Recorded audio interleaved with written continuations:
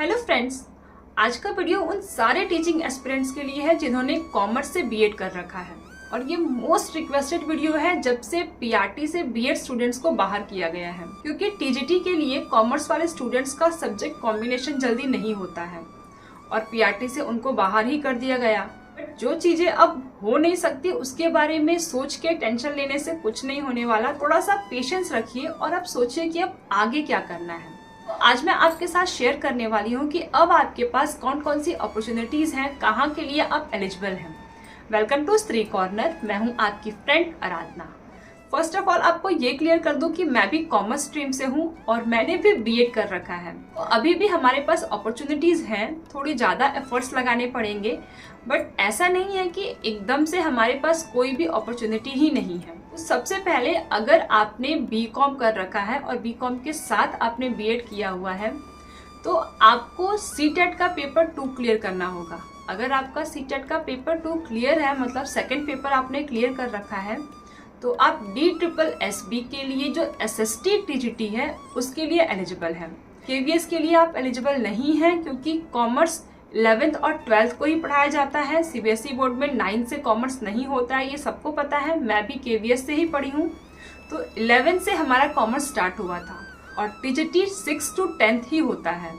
तो कॉमर्स का 6 to 10th में कोई काम नहीं है, इसलिए KVS के लिए आप एलिजिबल नहीं हैं। DSSB में अगर आपने सीटेट का सेकेंड पेपर क्लियर कर रखा है तो अभी भी आप TGT SST के लिए एलिजिबल हैं। तो एक ऑप्शन आपके पास ये हो जाता है कि आप DSSB के थ्रू अभी भी TGT SST के लिए एलिजिबल हैं। तो यहाँ पे आप थोड़ी ज़्यादा एफर्ट्स लगा करके TGT SST के लिए पढ़ाई अपनी स्टार्ट कर सकती हैं और क्लियर भी कर सकती हैं। फर्स्ट ऑप्शन आई थिंक आपको क्लियर हो गया होगा।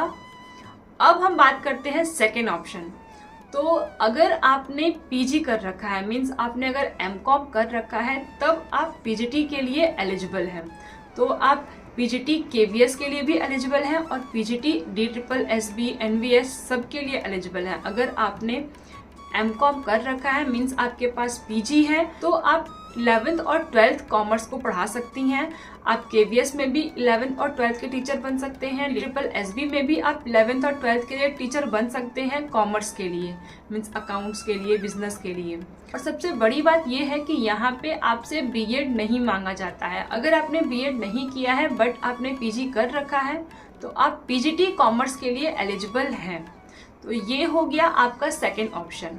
अब अगर मैं बात करूँ यूपी की, तो यूपी में कॉमर्स स्टार्ट हो जाता है 9th से, means 9th 10th 11th 12th 4 class बच्चे पढ़ते हैं कॉमर्स। तो आप यहाँ पे TGT के लिए एलिजिबल हैं। अगर आपने बीकॉम के साथ बीएड कर रखा है तो आप यूपी TGT के लिए कॉमर्स के लिए एलिजिबल हैं। मीन्स जो 9th और 10th को कॉमर्स पढ़ाते हैं वहाँ के लिए आप एलिजिबल हैं।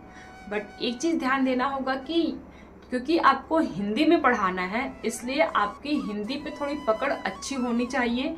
मतलब जो अकाउंट्स है, बिजनेस है, वो भी आपको हिंदी में आना चाहिए, क्योंकि हिंदी में ही आपको बच्चों को पढ़ाना होता है। एग्जाम तो वैसे दोनों ही लैंग्वेजेस में होता है, बट आपको बच्चों को पढ़ाना है हिंदी में।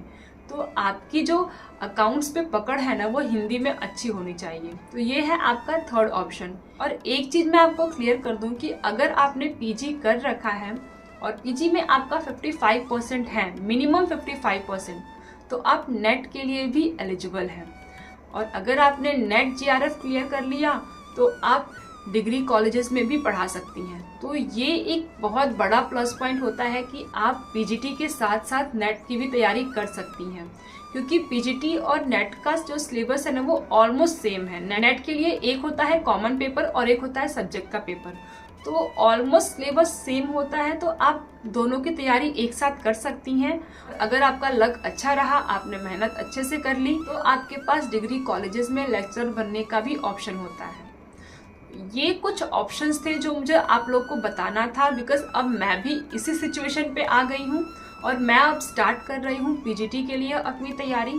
और एक चीज़ ना मैं आप लोग सबसे बोलना चाहूँगी कि हमें नॉलेज नहीं था, इस वजह से हमने बीएड कर लिया। हमें किसी ने बताया नहीं कि कॉमर्स वाले बच्चों को बीएड करने से कोई बहुत बड़ा बेनिफिट नहीं होने वाला है। बट आपके आसपास ना जितने भी लोग होंगे प्लीज़ आप उनको सजेस्ट जरूर करिएगा, और अगर वो कॉमर्स से होंगे तो, कि आप अगर कॉमर्स से हैं तो बीएड बिल्कुल ना करें, बिकॉज वो कहीं ना वेस्ट ऑफ मनी होता है। हमें पता नहीं है इसलिए हमने कर लिया, बट अब हम ये तो ध्यान रख सकते हैं ना कि हमारी जो आने वाली पीढ़ी है वो ये गलती ना करे। तो ये था मेरा आज का वीडियो। आई होप आपको पसंद आया होगा, और अगर आपको थोड़ा भी हेल्पफुल लगी तो प्लीज़ इस वीडियो को शेयर जरूर करिएगा। आपके पास अगर कुछ भी सजेशन होगा तो आप मुझे नीचे कमेंट बॉक्स में कमेंट करके बता सकते हैं। अगर आपके पास कोई क्वेरी होगा तो वो भी आप मुझसे पूछ सकते हैं। आप मुझे इंस्टाग्राम पे भी सर्च कर सकते हैं आराधना राजीव दुबे से। तब मिलते हैं फिर नेक्स्ट वीडियो में, और अब फिर से लग जाइए अपनी तैयारी पे। और मेरे पास अभी 2 ऑप्शंस हैं। सीटेट मेरा क्लियर है तो मैं इसलिए एसएसटी टीजीटी के लिए भी एलिजिबल हूँ और पीजीटी कॉमर्स के लिए भी।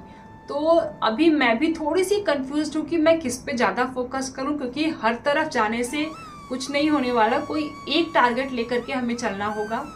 अभी जल्द ही मैं अपनी तैयारी स्टार्ट करूंगी और आप लोग के साथ भी अपनी जर्नी शेयर करूंगी। जैसे जैसे मैं अपनी पढ़ाई करूंगी, अपना पूरा रूटीन आप लोग के साथ शेयर करूंगी। जो भी मेरा टाइम टेबल होगा, मैं किसको प्रेफर कर रही हूँ, कौन सी बुक से पढ़ाई कर रही हूँ, हर एक चीज़ मैं आपके साथ शेयर करूँ। मिलते हैं फिर नेक्स्ट वीडियो में।